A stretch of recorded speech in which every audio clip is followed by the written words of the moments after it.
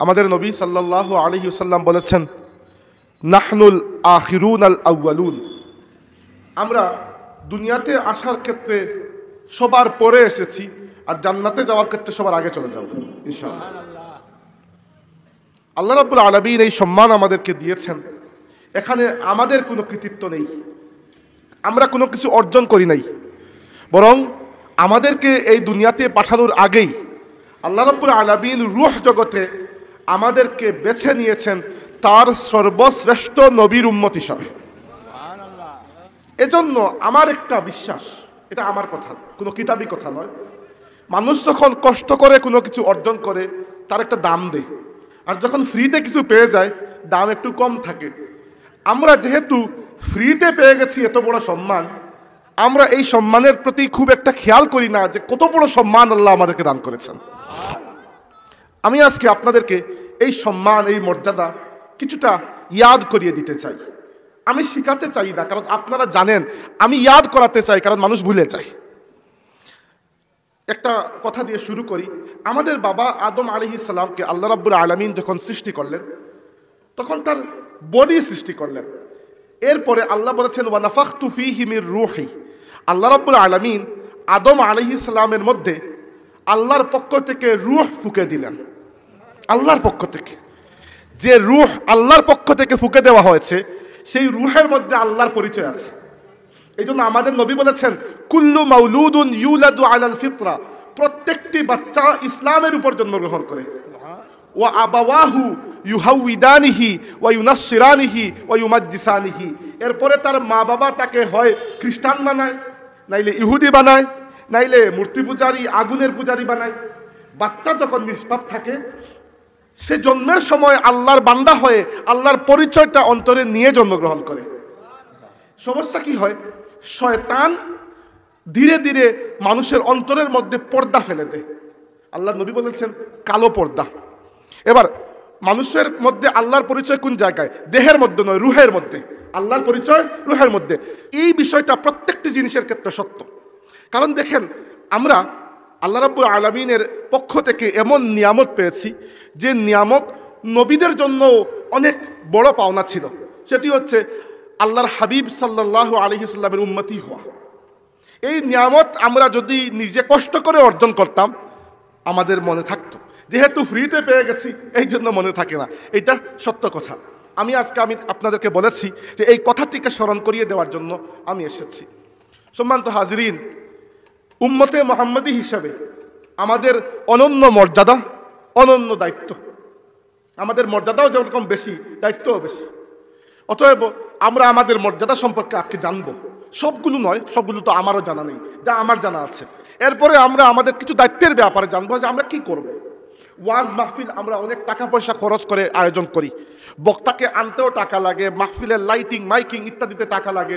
এই মাহফিলগুলো যদি একেবারে ফলপ্রসূ না হয়, তাহলে বেকার চলে যাবে। মাহফিলে যখন আমরা বসি, কিছু শেখার নিয়তে আসা উচিত। মাহফিলকে কমেডি বানানো উচিত নয়, আর নাচ গানের মঞ্চ বানানো উচিত নয়।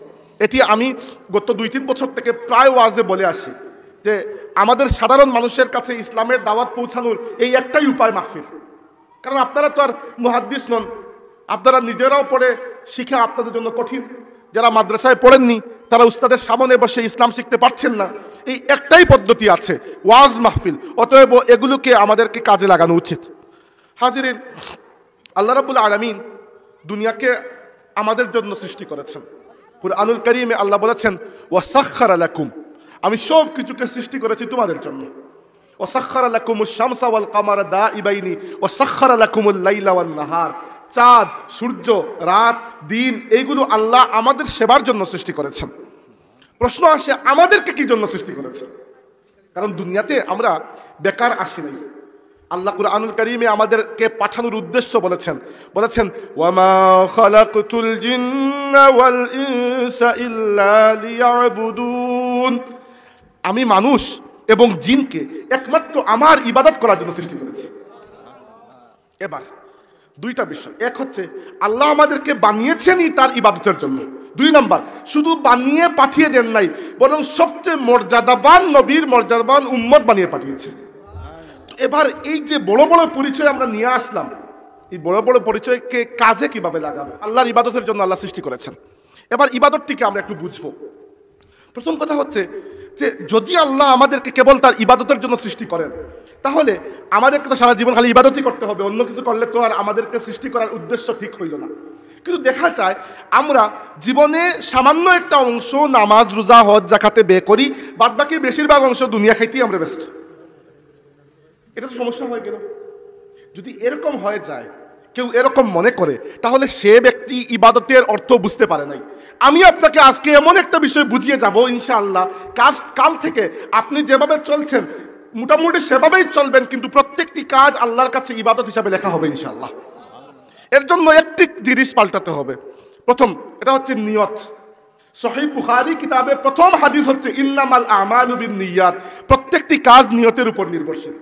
এবার আমি আপনাদেরকে শিখাই আপনার জীবনের প্রত্যেকটি অংশ আপনি কিভাবে ইবাদতে কাটাবেন। আসুন, ইবাদত দুই ভাগে বিভক্ত।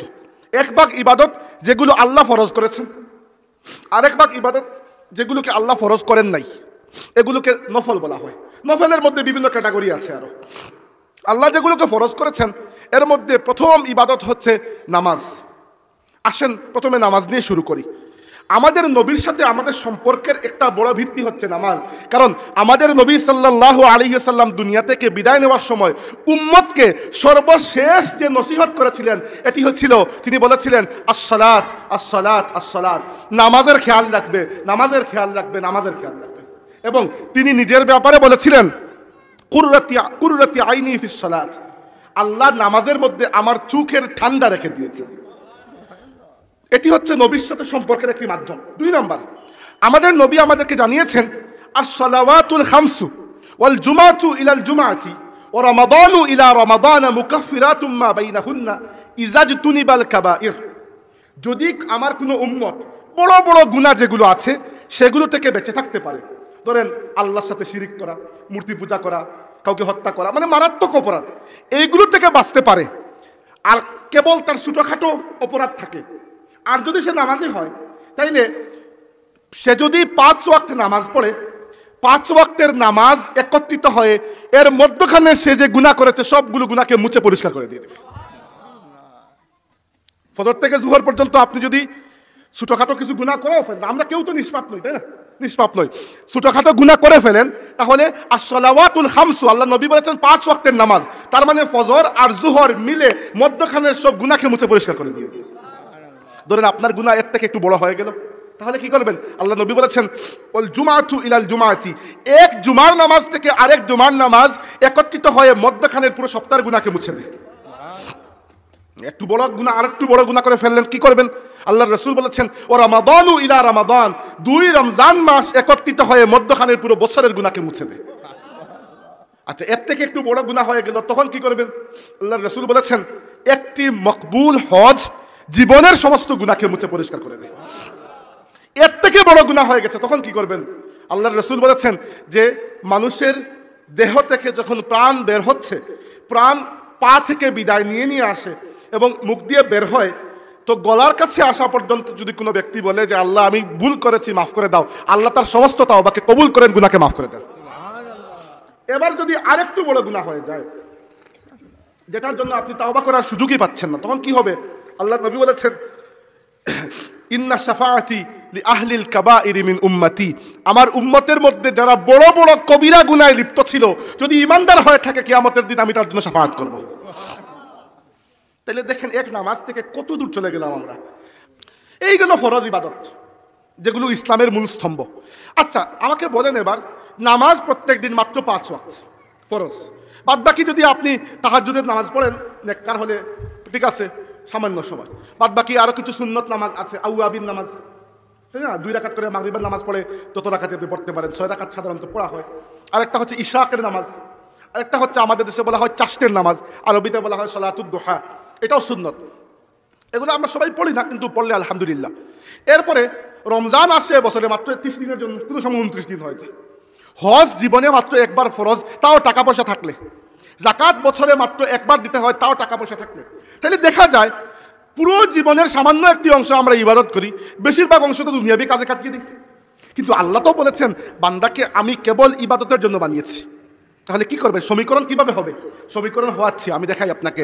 আপনি যখন রিজিক অন্বেষণের জন্য বাইরে যান, আপনার যদি এই নিয়ত থাকে যে আমি আমার পরিবার পরিজনকে হালাল রিজিক এনে খাওয়াবো, আমাদের নবী বলেছেন তলাবু কাসবুল হালালি ফারিদাতুম বা'দাল ফারিদা, আল্লাহর দেওয়া ফরজের পরে সবচেয়ে বড় ফরজ হচ্ছে পরিবারের জন্য হালাল রিজিক তালাশ করা।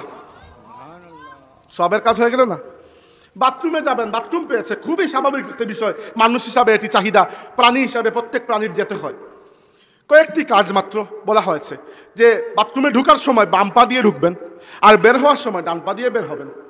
বাথরুমে ঢুকার জন্য আল্লাহর নবী আমাদেরকে দোয়া শিখিয়েছেন যে আল্লাহুম্মা ইন্নী আউযু বিকা মিনাল খুবুসি ওয়াল খাবাইস। আর বের হওয়ার পরে দুইটা দোয়ার মধ্যে